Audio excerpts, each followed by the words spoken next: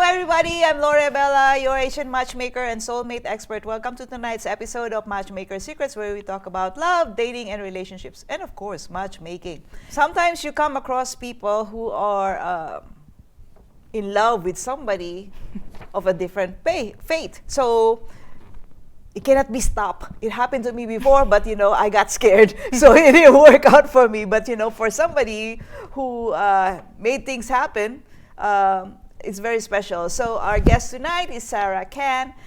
She was raised in Rogers Park neighborhood in Chicago, and she loves art, poetry, good wine, and following her heart's intuition wherever she goes. I think that's the intuition that got her into, finding this guy. So hello, Sarah. How are you? Hi, Lorii. I'm good. How are you? Pretty good. So I'd like to acknowledge Sarah in front of everybody because she helped us, in our recent event for singles event. So I think she's acquiring karma. So it's always nice to be helping other people because she has found her somebody as well. So to help other people, I think it's a good deed. How did you find this couple that you're supposed to get married sometime soon? So we met at a bar.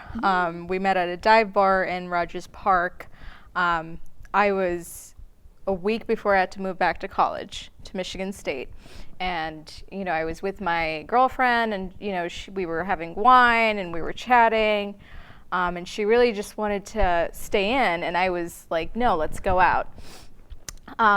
So she finally was like, okay, how about the Black Sheep? So she looked on the internet and that was the closest bar. So it was really by chance, we almost didn't go. It was kind of like one of those things. But then at the end, we decided we'll walk there. And so we did, we walked, and then I see a very nice hottie by the bar. He's ordering something and I'm way at the other end and my eye catches him. And I told my friend, I was like, he's really cute. I need to go talk to him. So we were at the bar, we take a few green tea shots and, we're just sort of hanging around and there was a nice pool table. So obviously I'm not that great at pool, never played it, but we go in and write our names on the board and there he is playing with his friend. And we kind of make eye contact. I'm not really sure what happened, but I kind of give him the look and I go back to the table because someone was playing. And then moments later, his friend comes up to us and says, hey, do you guys want to play a game? And I was like, yeah, sure. And, then we started playing. I was really bad at it. I couldn't play pool at all. But the rest was history. I introduced myself. I was like, you're really cute. And I think he was kind of taken aback because of how upfront I was with it. But, I was so glad that I was 3 shots in and I gained the confidence. So, yeah. And it's been 3, amazing years. Okay. Oh, my God. Yeah, because, it sometimes, women have to actually say what's in their mind. Yeah. The person for you will accept you no matter what you say, no matter how upfront you are. Because, if you're a match, you're a match. So, Yeah. I don't think about so much, okay, my God, will he like me or will he not like me at all? Yeah, it's too much, going back and forth. And so, also, those thinking back and forth so much are, for the... it's not for the young generation because the younger generation nowadays they want to speak up their mind. And so yeah, it's just so happened because as I was saying, this person is for her. That's the reason why he embraced the idea, okay, I'm cool with that. She said, I'm a hottie, why not? So of course you started to see each other. So how did your family react when they found out that you were dating someone Jewish?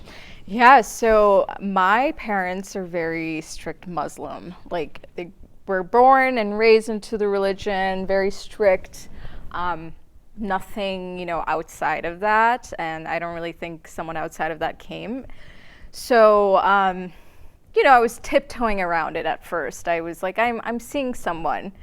And they just, they had their own thoughts, but they kept it to themselves. And then I told my brother and my sister first, and I was like, he's Jewish. And they were like, oh. They were shocked. And I was like, can you just wait? I want to tell like dad first, I don't want him to find out. So it took me about like a month, and I would meet up with Adler when I would come back from college so we can hang out, and my dad would be like, so where are you going? And I would be like, oh, like my special friend, my boyfriend. And he was like, oh, okay. And then he got to know a little bit more.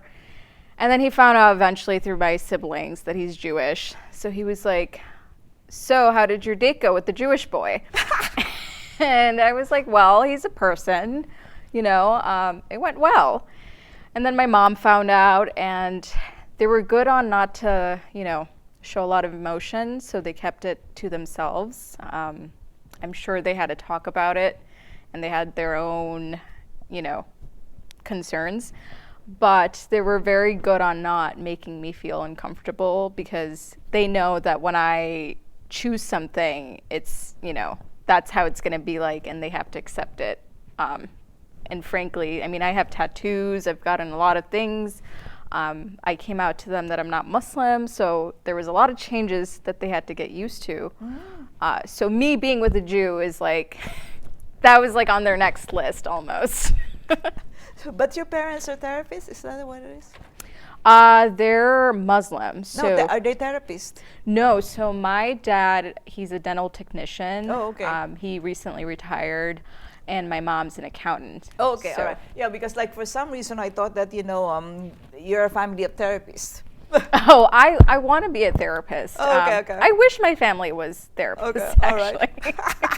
I think it's just my thinking, like, if they're therapists, they're much more like mellow, like, yeah. make sure that, okay, I have to be Absolutely. open with different things because these are different generations. Yeah. Like, I have to make sure that, my children are comfortable. They're still sharing what's in their mind. Like, Yeah. because like, I think you trained your parents well. So you were good at it. You're really the therapist here. You have told them, okay, these are my boundaries. Either you accept it or not. Yeah, I'm karma to them.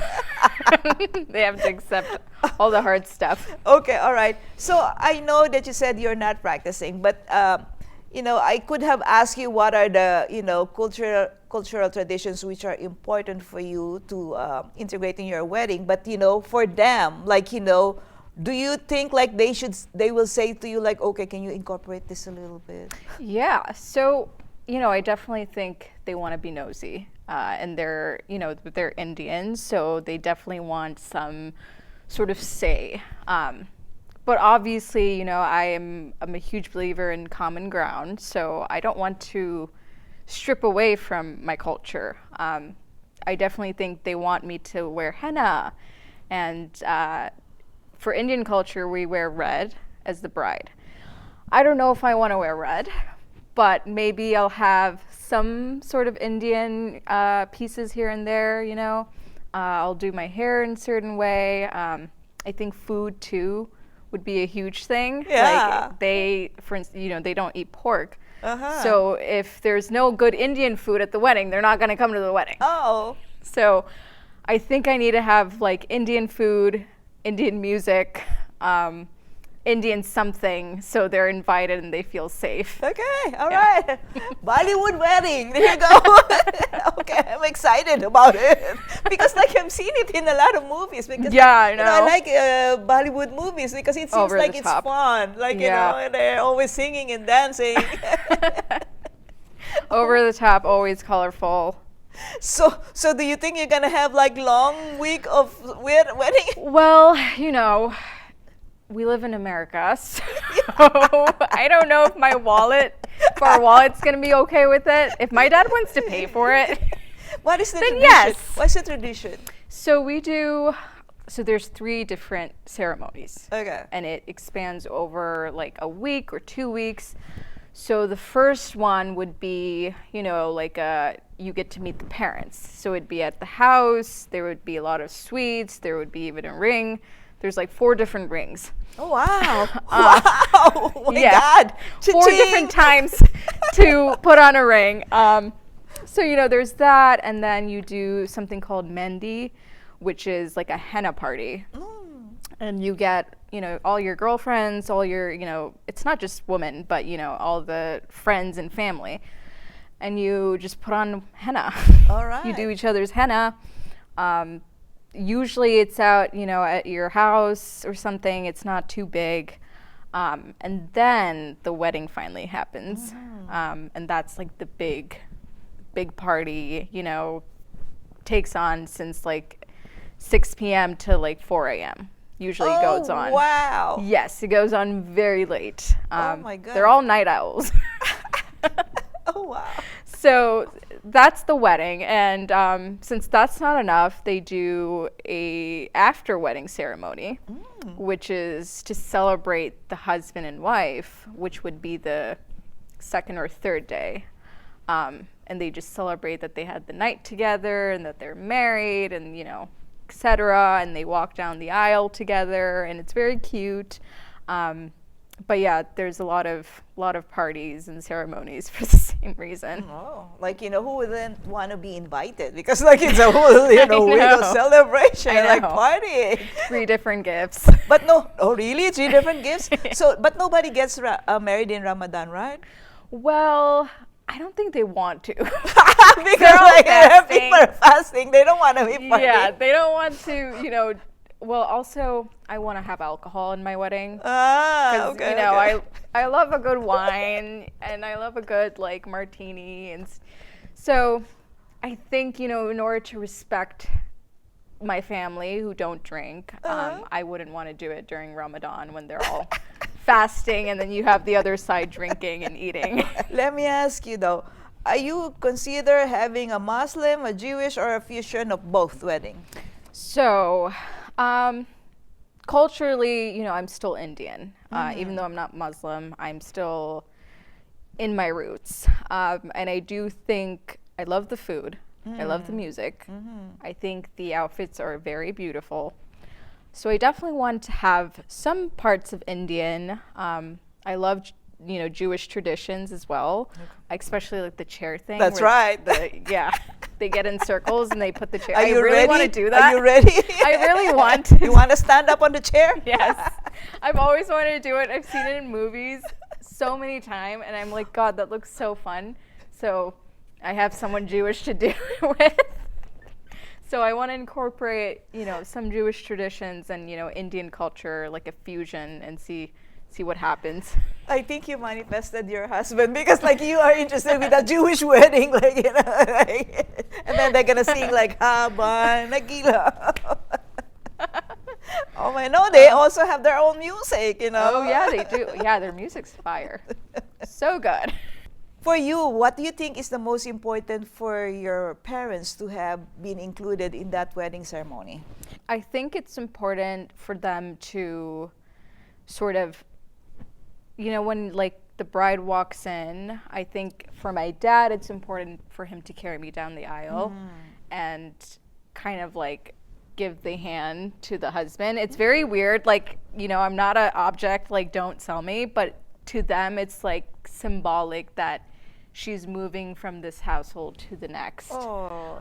Even though, obviously that's not how I think. But to him, it's important for him to walk me down and, give the hand of his daughter, his older daughter, to someone, and just, celebrate and accept it and having like a ceremony about it.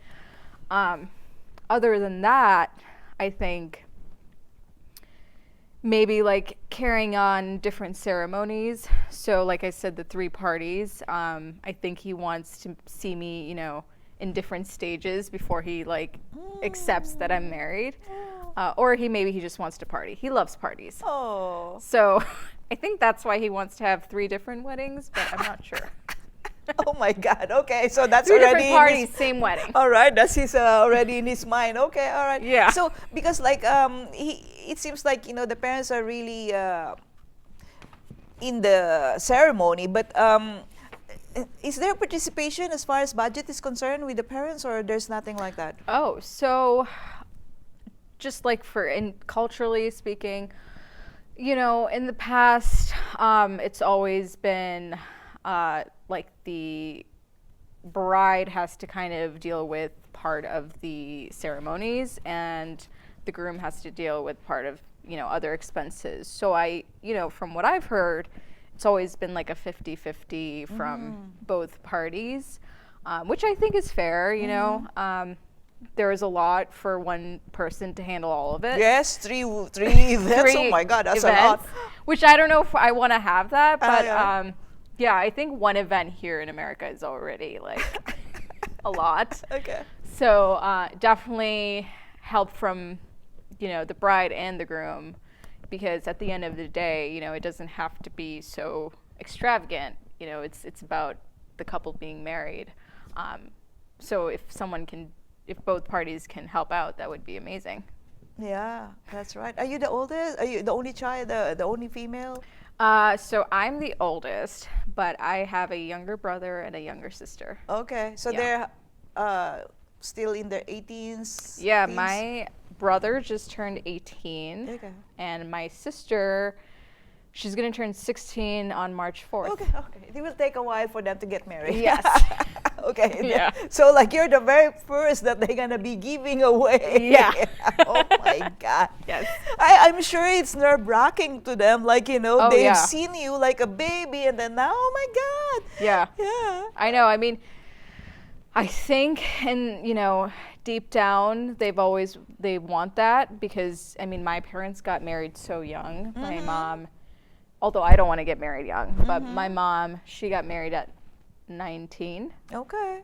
which is normal for Indian, like my cultural household, and my dad was 25. Okay. So there's like some age gap, fairly young. So when they hear that I'm with someone, I think they're relieved almost. that- Yes, I would imagine, because I think that's the parents' dream, that their Yeah. child is gonna find somebody who's gonna Right. be there forever. Yeah. Yeah. Even though it's not a picture perfect Indian king, it's That's right. it's someone, and I love him, so that's all that matters. That's right. That's right. Okay. So I have no idea if you want to have children. If you do want to have children, do you think like you're gonna be introducing a particular faith, or like is it gonna be a combination as well? Yeah, so I do want to have kids, not now. Maybe tomorrow, right? No. Oh, God, no. Yeah, maybe in like 10 years Okay. when I am rich. If I am rich, then yes, I will have kids. Okay. If I'm a millionaire, yes. But we're very open, religiously. So I'm not. I don't believe in a monotheistic religion. Adler, he's also very open and more spiritual and agnostic. So, we want to keep that sort of alive and pass that on to our kids, and have a very open-minded view on religion. We don't want to focus too much on one faith, because it's their choice. So we want to be able to help educate them, and have their mind open and sharp, and to keep asking questions, because that's kind of how I wanted to get out of the faith. I just, I wanted to do something that I believe in, and when I knew that I didn't belong to the religion, it was very mentally challenging a little bit, There was a lot of guilt around it, because I grew up in the religion since I was a baby, until when I was 18, I decided to, move on from the faith, and it was a huge change. So for my kids, I want to be able to give them a safe space to not have that guilt, and not focus too much on one religion or one, idea or a deity, and just live your life, educate yourself, be happy, be a good person. And if they want to believe in Judaism, that's totally okay. And if they want to be Muslim, that's okay too. So yeah. That's good. That's good. Yeah, because I remember I used to live in New York. I had a friend. She's Indian, but she has two faiths. I went to her altar, because it's part of her home, and then I was thinking okay, there's a Virgin Mary, and then there's a Ganesh over here. I was thinking oh my goodness. I mean, but I think she studied in a Christian school, and but Yeah. you know, the family is also practicing Hinduism. So like you Yeah. know, she just open to you Yeah. know whoever's gonna give money, I guess. No, just joking, because Ganesh is in it. The goddess of money, I think, is Ganesh. Oh, I hope so. I'm gonna have Ganesh all around my house now. Yeah, I mean, I don't mind if they have a cross, if they have, you know, a prayer mat, or if they have like the Star of David. I don't care if they have Buddha everywhere, you know. If they believe in all those religions, good for them. But, you know, I just want them to be happy and safe in whatever they do. Yeah. My But, unborn kids. yeah, from what I heard, like you know, anybody who has a particular religion usually are much more better off than you know. Not having anything, like Yeah. you know, that's what I heard. But obviously, like you know, some people have decided, okay, they don't want to really follow anybody. But you know, it doesn't necessarily mean that you know they're bad people. But I think, like you know, based from what I heard, it's much more better if they have some sort of a religion, because sometimes, like you know, you gain a lot of good qualities as a Yeah. person growing up with having something that you can actually say, like, okay, this is good, this is my morals. Yeah, like a foundational faith. Yes. Yeah. Yes. Okay. So this is interesting. So have you faced any misconceptions or stereotypes about interfaith relationships from your community? Because like you're Muslim. So I tend to not, you know, engage with people that I feel like are going to judge me. Maybe, you know, I do think that there could be some relatives later down in the family that I feel like could definitely judge me if they're very strict Muslim, or if they have one way of looking at things. So I just, you know, I don't like to entertain them. I kind of keep my distance. But I can imagine that they would think that I'm going to hell probably, or that I'm losing myself, or I'm losing my roots, I'm losing my culture or something. So I think that would be the common fear, but the way I handle it is that I just don't speak to them. Okay. I'm like happy in my own like chosen family. You know, my parents love me. I know my parents love me and accept me. And that's really it. You know, you don't really need anyone else. And then you have amazing friends and family to support you. So the stereotype noise is just, it's in the background. And I know it's there, but I don't have to let that like control me. I've never really faced anyone that was, you know, blatantly rude to me about what I do. But I don't know how I would react. Maybe I would say, you know, it's none of your business. But I don't know. I tend to not like talk to those people or give them any thought. Yeah. No, I believe that you have already established your ground. Yeah. You want, like, you know, to be peaceful in your own, you know, set of beliefs, and whatever other people think, like, okay, that's their business. Yeah. And you have your own business. Yeah, mind your beeswax. Never said that, but you know, if anyone wants to try me, I would definitely say that. How do you handle religious differences when they come up in discussions or daily life? Because like you've been together for a while now. I'm sure, like, you know, he's not really religious either, but you know, as far as, like, you know, let's say you have a conversation with his family, how does it work? So we're both not religious. You know, I wouldn't say I don't have any faith. I believe in like the universe and energy and karma, some Hindu influence. So I'm kind of open on that, and so is Adler. He's very, you know, universally open to different spirituality. So we don't really get into religious arguments, you know. We kind of we enjoy life. You know, we'll drink wine, and I don't think we've ever argued about religion. As far as his family, they're very open as well. I think his dad's an atheist, I believe. Okay. And his mom, she's Jewish, but I'm not sure if she's not Orthodox. So she's very, very relaxed. But you know, I could see that she has a lot of Jewish values that she integrates in her like family and her life.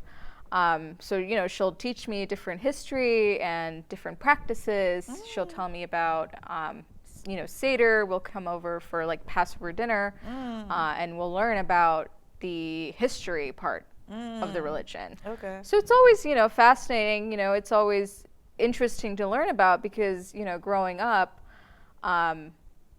we weren't really allowed to question religion. It was very, wow. yeah, it was very, This is the norm. Okay, you follow yeah, it. yeah. You're born into it and you follow it, and that's like end of story. So I didn't get much chance to question it, and if I did, I thought I was going to go to hell. Interesting. So, Okay. yeah, I just kind of blindly followed it, and then, you know, as I got older, I had so many questions, and I wanted to learn more. And so now I'm very open and I'm learning, and you know, I still don't know everything. And it's always interesting learning about there's so many other religions too. That's right. Different, you know, parts of the world have like That's right. so many other unique religions. So yeah, it's been like kind of an insane journey. I never thought that I would, you know, be here and come out as that.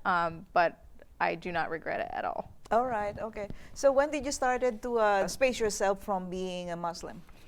It started like around high school. High school. Okay. Yeah, it was in the back of my head. I used to wear a hijab. Oh wow. Yeah, I was kind of devoted. I was pretty devoted. You know, I didn't eat pork. I didn't drink alcohol. Okay. I stayed away from that. I mean, I was a high schooler, so you shouldn't really drink. All right.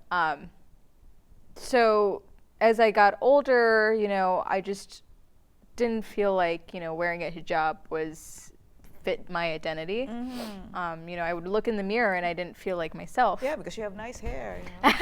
Yeah, I wanted to like show my I had like really long hair too. Oh. So yeah, I would go home and I would just, you know, I wanted more. You know, I didn't feel complete, because a lot of people, when they practice something, I feel like they have a sense of completeness or fullness. Okay. And I didn't feel like that, but I knew, you know, I have faith in something, but I just don't like all these rules and all this stuff we have to live by. I want to just be like free and allowed to be myself. Okay.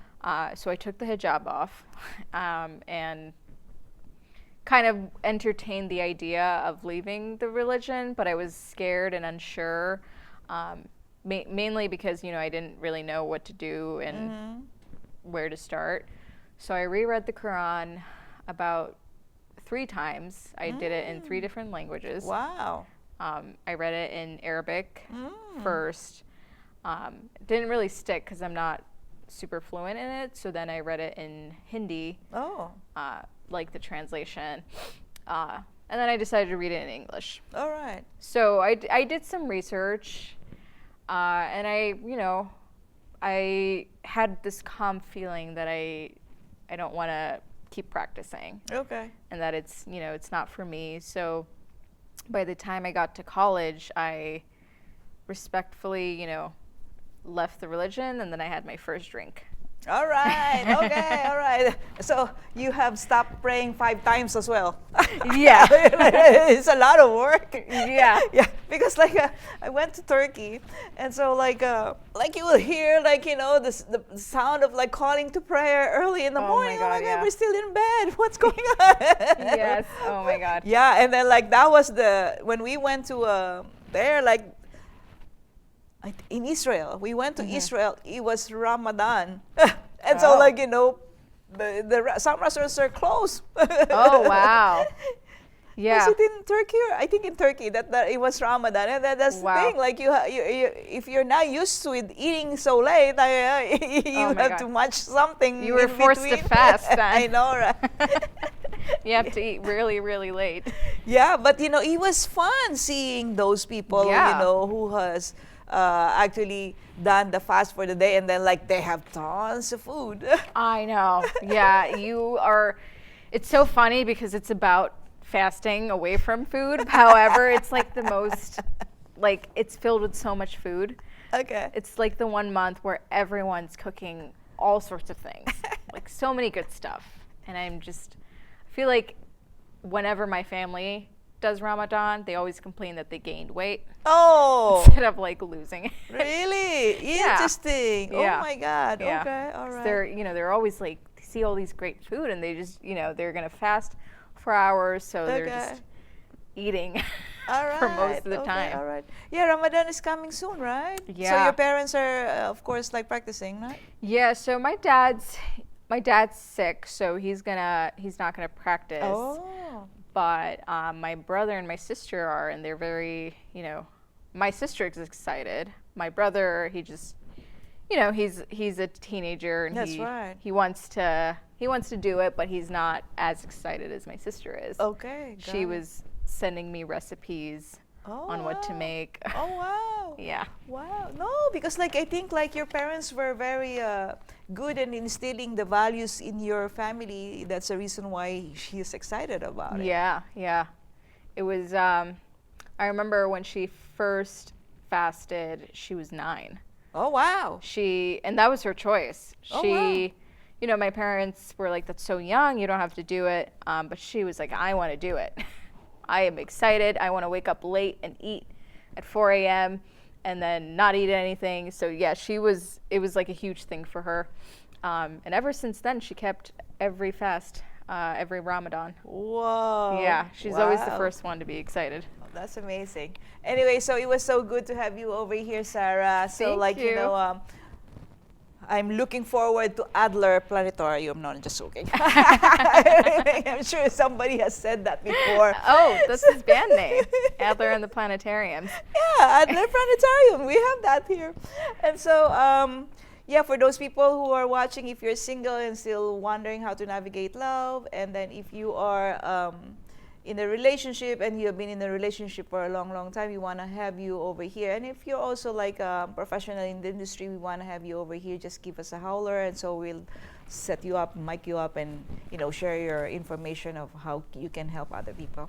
So again, thank you, and then bye-bye for everybody. Bye.